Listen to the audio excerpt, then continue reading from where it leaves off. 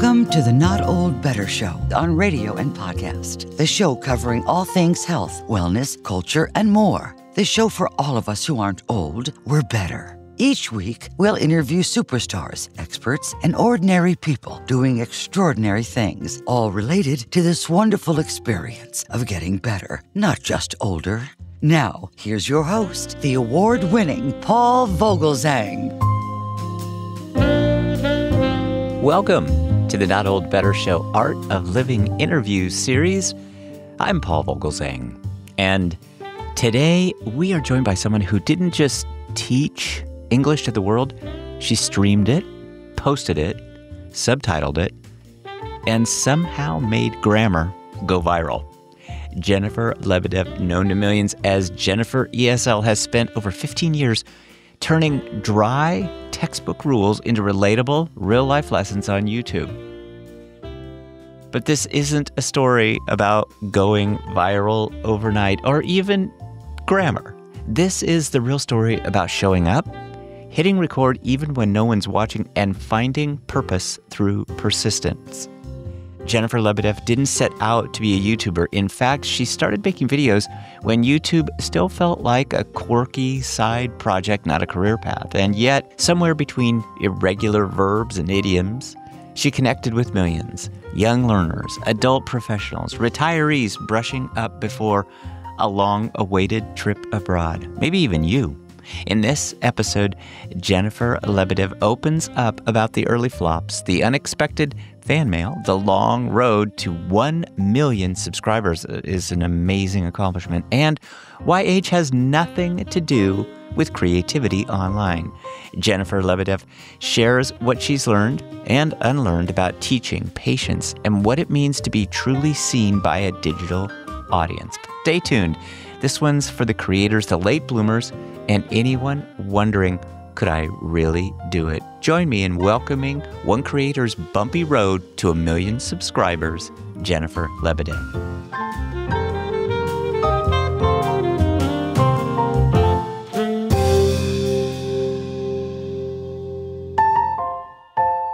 JenniferESL Lebedev, welcome to the program. Thank you. I'm happy to be here. Thank you for having me. Well, thank you for joining us. I think what you do is so interesting. I know our audience is just going to be captivated by this subject. Your work at getting 1 million views and followers on YouTube, and we'll talk about all of that. But I guess I have kind of a starting point, maybe a reflective question to ask you. Maybe kind of tapping into your own motivation and perhaps even some of your long-term vision for YouTube. What did you see that drew you to YouTube in the first place for all of this work that you do? I really did not have a plan. I'm very open about that. But, No, I'm totally honest. However, honest. I love it. a lot of people in those early years, I started in 2007, and many people back then were just experimenting. We didn't have a hint of monetization back then. So everyone was doing something from the heart, whether to entertain, to inform, whatever. And in my case, I was just a young mother of 2. My daughter had just been born, so she's grown up with my YouTube channel. And I did love the classroom teaching. I love traditional classroom teaching, but with 2 children. And I had just accepted a book contract. I didn't see an easy path back in. But there are 2 things I wanted to do. I wanted to be a mom, and I wanted to still somehow teach. But full-time teaching and commuting, it just didn't seem like a way forward that I wanted to take. So I began to experiment by putting videos on YouTube. It's like an artist who needs to paint on a canvas. I needed to teach, and I was willing to do it for free. In my research of you, I found those subjects, that very genuine motivation of wanting to be that mom and present, that teaching responsibility. Tell us about your personal experience, because you use this word, on the road to getting these 1 million subscribers. It was bumpy, and so I can imagine that as a mom, there were some bumpy moments. As a teacher, there's always bumpy moments. What pulled you through all of that? passion, purpose. I think that's true of anything that you're doing in life, and whether it's a hobby or your profession. If you have your sense of purpose, why are you doing this? And obviously, you should have some interest, if not passion, for what you do. Why did you choose that hobby? Why did you choose that profession? That's what gets you through. But I've had all kinds of bumps, the big and the small. The small ones are like trying to figure out, like, how do you do a thumbnail or playlists? That's new. What are those? So trying to figure out the technical parts of what I do, and that's a whole nother ball game. But then there's the mental side of it and the emotional side of it. That's where the big bumps came. Early on, I was part of this contest on YouTube for creators who had yet to hit 100,000 subscribers, but our channels were growing. So they picked us. There were about 4 or 5 of us creators, and we're all very excited, thinking, "Ooh, it's a competition. Google, we can get visibility." And I didn't realize that participating in this contest was also setting me up to be a target. I didn't realize that people were entering this like cutthroat competition. Oh, wow. So I ended up being the target of the followings of 2 other creators. The other creators were professional and nice, but the followings did not take a liking to me. And I was attacked by gamers and skateboarders who just saw this tired old mom who couldn't make videos very well. And it's one thing to get criticism, and even harsh criticism, but it was criticism designed to hurt. And basically, it was my first cyberbullying experience. And being a young mom, you can imagine how sleep deprived I was on a regular basis. And when you're sleep deprived, your defenses are completely down. And it also, early on, I had yet to build resilience. I had yet to build tools and strategies for facing these kinds of situations. And it hurt. And it got to the point, being so sleep deprived and my emotions were all over the place, I just cried. I thought about quitting. But it was my viewers and the subscribers and colleagues also who supported me. And one viewer took the time to post on the comments on my main channel, because that was the only place where it was allowed. I had turned off comments on all my other videos. And somebody reminded me that, Jennifer, it's always easy to tear down. It's harder to build. Keep building. And that's summarizes what has gotten me through. It's my sense of purpose and passion, but knowing that there are people who appreciate what I do, and the beautiful words that I receive on occasion from viewers is amazing. Well, congratulations on everything. You are a real inspiration, and my hat's off to you in terms of perseverance, because it is tough, and the online community can just be brutal, especially when it comes to bullying. So congrats for sticking it out. We're glad that you have. I know many of my audience will be especially interested in hearing, that story, which is powerful and inspirational, but maybe give some inspiration to our audience, because many of whom are 50 plus. I'm 68, and this is kind of my second act. Many of us are curious, and we're very interested in kind of lifelong learning. So give us a bit of inspiration and tell us what you think we might do in terms of a first step to kind of starting a YouTube channel. And maybe we feel a little bit intimidated by that. Sure. I remember not too long ago, I had a contractor come into my home. I have an office here up in my attic, and he kept quiet. He did his work. And on the way out, I guess the curiosity got to him, and he said, "I noted your play button on the wall." And I said, "Yeah." He said, "1 million, huh?" I'm like, "Yeah." He's like, "Oh my gosh." Like he basically was questioning, how do you do that? I don't think I could ever do that. And I said, "Of course you could. Because think about this. What do you know now that you didn't know a few years ago? What have you learned to do that you didn't know when you first started in your profession? Do you think for 60 seconds you could share something valuable to that younger self of you, that younger version? Like, think of someone just starting out in your field, in your profession as a contractor. Give a piece of advice, 60 seconds or less. Could you do that?" He's like, "Yeah, of course." That's what you're doing. You just pick up, and now you have a camera. You don't have to do long form videos. So in a short form video, you're not trying to speak to the whole world. You're speaking to a certain audience and thinking about what you have within you that's of value to that audience. And that also will give you that sense of purpose, right? So I'd say dig in, and everyone has something of value, whether it's something to educate or to entertain. We all have it. Just dig in, find it, and speak to that person that you know it can benefit.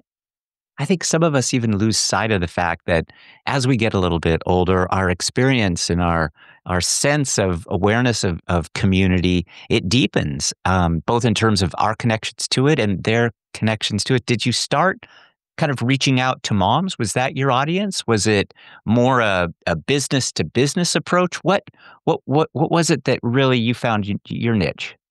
I teach people to speak and communicate in English. So I teach English language learners. These are people who are learning English as a second or foreign language. Hmm. And there are people of all ages who come. I've had children, I've had families, I've had parents and kids. People of different ages watch these videos, and that itself is inspiring.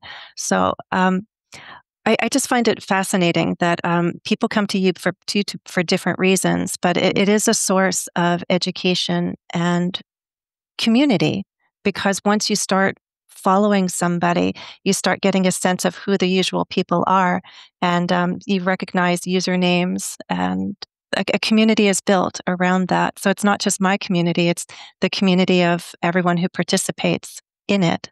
Any surprising reflections along the way? Anybody that you've just kind of watched in the learning process develop and grow and gain a sense of confidence in the English language? Because some of that really is what drives teaching. Oh, yes, yes. Yeah. And I'll share with you. It's the other thing that has helped me over the years, and it took me through, um, when I hit my own 50, my 50th birthday, and that Okay. that Good came for with a you. lot of Right. reflection. Thank you. And I said, have a midlife crisis or write a book. I wrote a book, and I didn't find all the answers through writing that book, but it really set me on a path. And I decided to define success for myself, which I really encourage other people to do. And I'll tell you that in defining success for myself, I also thought about how you measure success. And I came up with this idea of a pizza delivery moment, which is connected to my father. Mm. And I'll tell it very briefly if I can, is that when I was a young woman up in my bedroom with the door open, we had ordered pizza and the doorbell rang. My dad got it, and it was the delivery person with our pizza. It was a woman, and she very quickly recognized him as the physician who attended her when she had been brought into the ER, and it was very serious, and she credited him with saving her life. And she stood there, and it was seconds before she realized who it was, and she was so emotional. I couldn't see it. I was up in my room, but I heard it all, and she thanked him with tears in her voice for what he had done. And I sat there so amazed. And it was that moment where I really began to understand what I wanted to do with my life, not be a doctor like him, but serve. I wanted to serve. I wanted to contribute. I wanted to impact people in such a way that one day, perhaps just maybe, somebody would want to thank me from the bottom of their heart for something that I did. And I wrote in my book that I had a pizza delivery moment when I very much needed it. I had been taking on too much, and I got to a place where I was feeling lost and broken. We've all had those really down moments. And it was a viewer, a subscriber who had followed me for a number of years, and he took the time to write this beautiful email. And it was so very nicely written in English. I was so proud of him.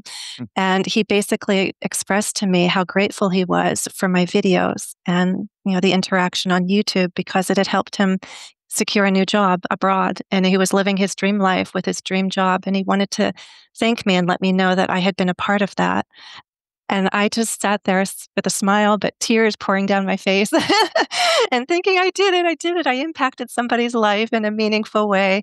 And that's something that's so beautiful. And I think lots of professions give us that opportunity to impact others. And so, again, sense of purpose, sense of passion, deliver from the heart. You're not trying to change the world, reach everybody, but if you impact your audience, it can be beautiful. And it can be an audience of 2, it can be an audience of 100. It doesn't have to be an audience of 1,000,000 to make a difference in this world. It's making a difference in one person's life, perhaps.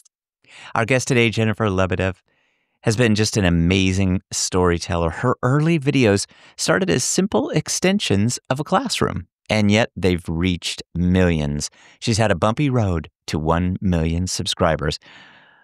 I want to dig into that a little bit, that word bumpy, because so many of us listening from the outside, hitting 1 million subscribers looks like a straight shot to success.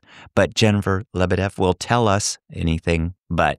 Just coming up, we're going to be talking about the behind-the-scenes moments, what people don't see on the way to 1 million. What have been some of the biggest surprises or setbacks that really shaped the way Jennifer Lebedev creates? So stay tuned. We'll be right back with Jennifer Lebedev. Hi, this is Paul. Before we jump back into today's show, I want to take a moment to recognize a truly special milestone, Smithsonian Associates' 60th anniversary. Since 1965, Smithsonian Associates, the largest museum-based education program in the world, has been inspiring lifelong learners with unforgettable experiences, connecting audiences with the Smithsonian's museums, research, and experts in new and exciting ways. This year, the celebration is for you, with a full year of special programming both online and in person, from behind-the-scenes looks at Smithsonian collections to conversations with astronauts, historians, filmmakers, and curators. There's something for everyone. Smithsonian Associates has created something extraordinary. I'm proud to partner with Smithsonian Associates to share their incredible programs with the Not Old Better Show audience. Thanks for being part of this journey. Here's to 60 years of curiosity, learning, and discovery. Our guest, of course, today is JenniferESL Lebedev. Jennifer is telling her story about 1 million subscribers on YouTube. Congratulations on this work. I mentioned the perseverance it takes, but just the sheer talent it takes to get there is amazing. Did you do it with an audience size in mind? Because there's so much pressure on us to go viral. That seems to be where the big bucks is. And so I wonder, what was your kind of audience goal? Because you must have had some metrics in mind about, kind of building a business. I'll surprise you and say, no, that's been part of the bump, that I didn't come into this with a business mindset. I've been trying to shift over the past few years and realize, I guess I better take the business aspect a little more seriously and learn more in order to grow and really sustain this. So that's been part of my bumpy experience, is that I do wear the teacher's hat first and foremost. I am a teacher and then a creator second. And I've come to the realization that I really do need to up my game as a creator and as a businesswoman to make this sustainable. Because the answer in writing that book was, yes, I want to continue this. So if you're going to continue, what do you need to do better? What do you need to change? And those are answers that I'm seeking right now, if I have yet to find them. But I didn't have that number in mind when I participated in that contest long ago. Yeah. We were all on the road to 100,000 thinking, oh my gosh, it could happen one day. That was attainable, but reaching 1 million at that point seemed so out of reach because only a few people had hit that number at that point. Now it seems more and more people are reaching that milestone, but it wasn't my goal. And I'm very happy that I hit that milestone. And even now, I want to grow. I want to sustain my channel, but I'm not making it my goal to hit a certain number. Whether the next play button is actually 10 million. Will I hit it? I don't know. But my ultimate goal is just to continue sustaining what I'm doing and to continue teaching and contributing. I don't think going into this with the mindset of, I'm going to hit 1 million, I'm going to hit 10 million, that is not going to sustain you. Numbers don't sustain you. So I think I personally am aware of numbers, but I don't prioritize them because it doesn't motivate me. Well, again, my hat's off to you, Jennifer, for doing all of this, the success that you've had, the teaching success. It's interesting to hear about your father. My father was a physician. My mom actually was a public school teacher. So lots of parallels. I spend a fair amount of time on the metrics, but I definitely remember the very first episode that I did, which was irrespective of metrics. I just, kind of put it out there. I wonder, do you remember your first episode? I do. I made three initially because I wanted to show people what I was capable of offering: grammar, pronunciation, and vocabulary. Uh-huh. And back then, I didn't know much much at all about filming or editing. I just knew how to use this digital camera that had a video mode, press record, film, and record, and then like upload. And we had a 10-minute limit. So anything that was like 10 minutes and 2 seconds could not be uploaded. So you had to get this right. Because I did not know how to edit, I could not make mistakes. So I had to practice in my head what I basically wanted to say, hit record and go for it so that I could film without stopping. Back then, I also didn't have a tripod. The initial video, I was married at the time, so my then husband was following me around the kitchen as I gave this lesson because I thought, well, I can do anything. So I saw the creative freedom that I had. I filmed a grammar lesson moving around the condo that we lived in. And I filmed a grammar lesson that began in my kitchen and moved outward into the living room. So that was different. Kind of walking along. Yeah. Good. And I That's did this, by the creative. way, while the kids were sleeping. So I had to make sure the kids were tucked in, everything down, then fix the hair, put on the makeup, okay, and then start teaching and get it right within 10 minutes or less, right? And then outside, I remember at one point I got my dear neighbor asked, could you hold the camera and like film me for a few minutes or so? She was also the one who did my vocabulary lesson, and she followed me around the garden as I was explaining idioms related to like out of the woods and green thumb and things like that. So it was just, from the heart with intention.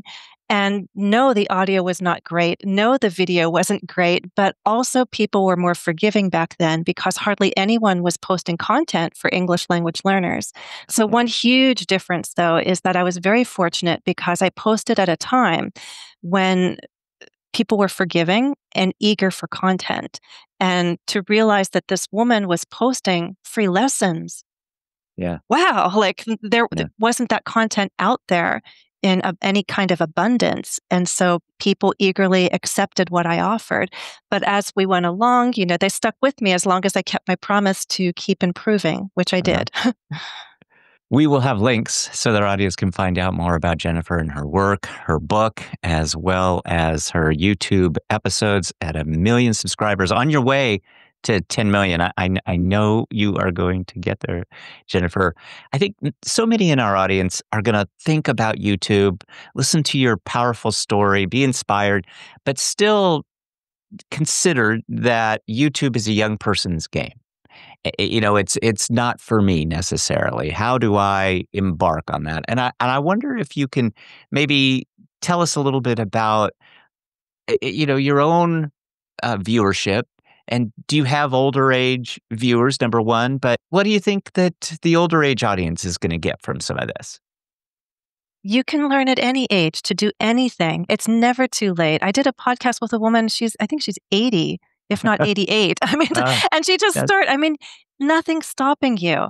Only your own fears and your own beliefs. That's what I've learned. The only things that are stopping you are your own fears, your own beliefs, your doubts. So set them aside and take the chance. And failure is not permanent, right? That's Maya Angelou said that, didn't she? Is that you might fail in life, but you must never be defeated.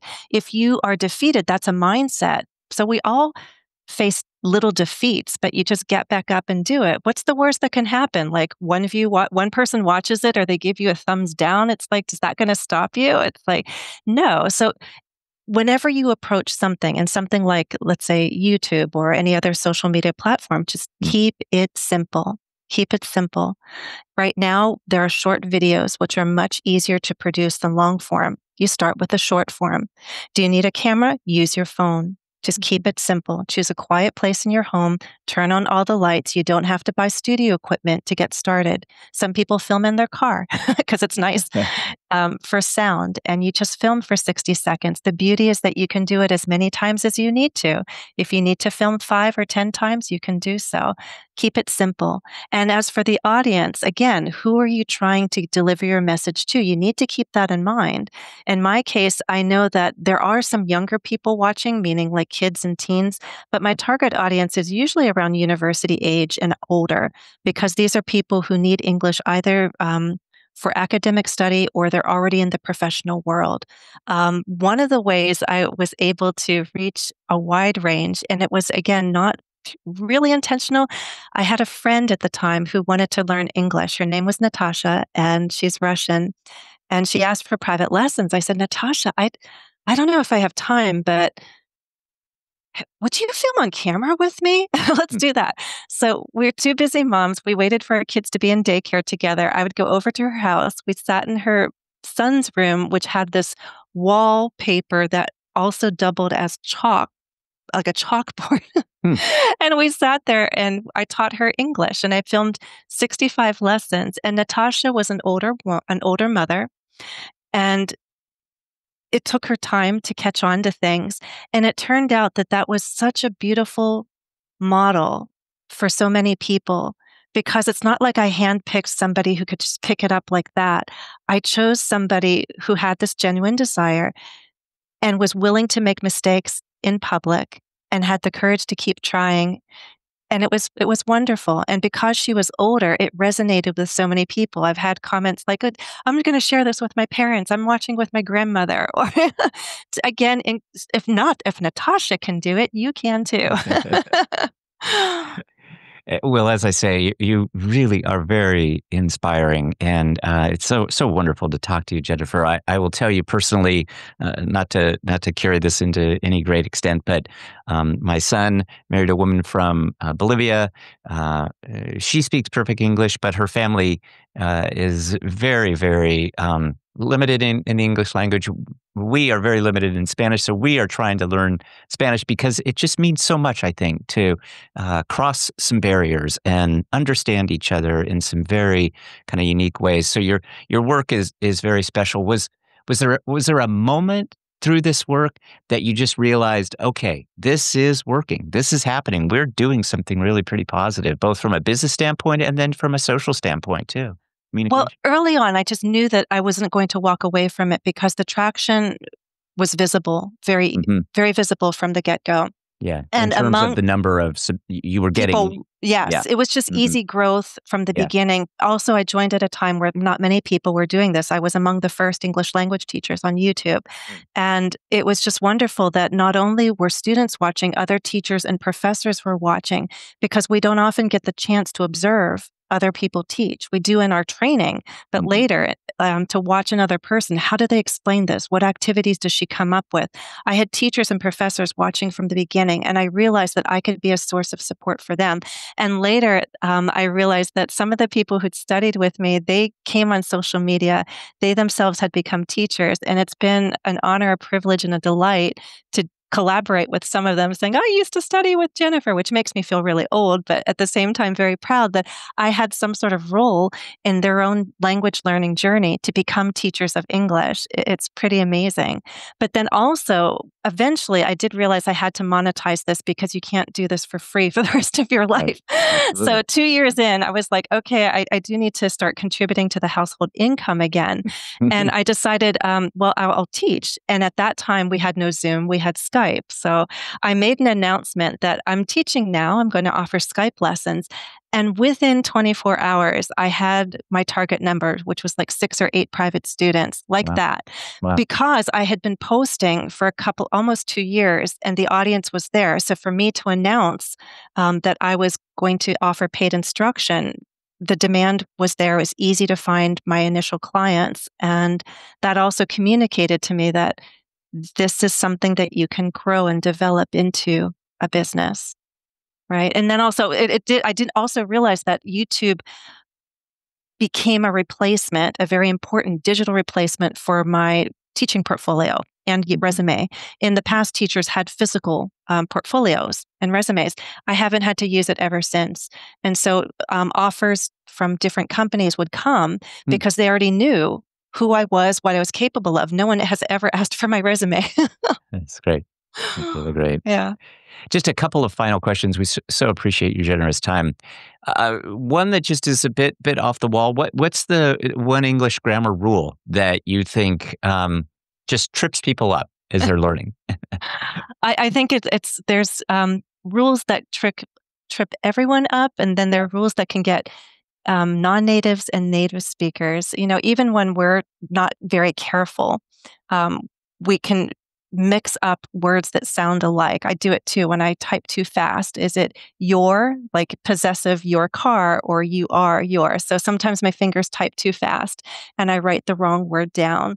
But I think although we have ChatGPT and Copilot and Grammarly and all those little tools, I wish everybody, native and non-native speakers alike, would take the time to learn basic punctuation.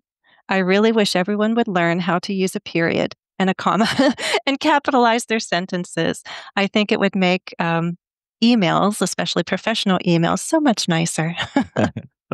Yeah, I'll tell you again, not to drift too far away, but my mom was a public school teacher. She taught English, and so my letters home during college would often get graded, and that was a real blow to my whole psyche and ego. But a final question for you, Jennifer: what's the video that you're most proud of?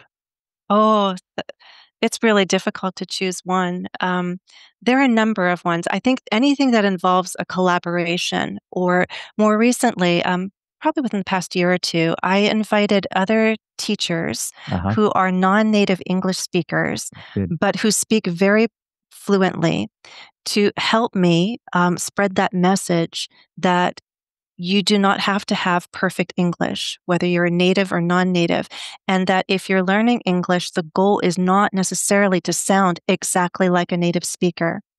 I really want to stress that, that it's important to speak clearly and effectively, but that does not require you to sound exactly like a native speaker.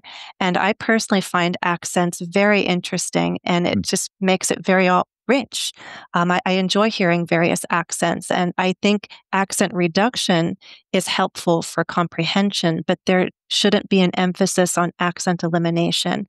And I truly hope that the native speakers out there remember, if they don't remember from their French or Spanish days back in school, how much effort and courage it takes to learn another language and then to go out and try to function in that language, and appreciate the effort that the non-native speakers are making to do their very best to communicate with us.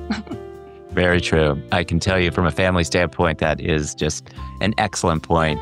JenniferESL Lebedev has been our guest. We will have links so that our audience can find out more about Jennifer and all of her work, including some of these wonderful videos that she's created. Thanks for your time today. This has been instructional and just so inspirational to our audience. But I'll just say selfishly, please come back too. As you're doing more work, as you think about our audience, please join us again, because we'd love to get updates, Jennifer. Thank you so much for having me. I enjoyed talking with you, Paul. That was Jennifer Lebedev, thoughtful, passionate, and proof that you don't need a flashy studio or a viral gimmick to make a real impact. Just patience, purpose, and a message worth sharing. Whether you're a lifelong learner, a curious creative, or someone who's always wondered, could I do something like that? Jennifer Lebedev's story reminds us that it's never too late to try something new or to reach someone across the world, one upload at a time. To hear more inspiring conversations like this one, visit us at notold-better.com, where you can explore our full library of episodes from The Art of Living, Smithsonian Associates, Prevention Magazine, now Good Housekeeping, all of these great series. Join us. You can find us on social media, X at Not Old Better, Instagram at Not Old Better. This has been a production of NOBS Studios. I'm your host, Paul Vogelsang. Thanks so much for spending time with us today. Remember, be well, be safe. Let's talk about better. The Not Old Better Show on radio and podcast. Thanks, everybody. Keep learning. Keep living. Remember, your voice matters. We'll see you next time.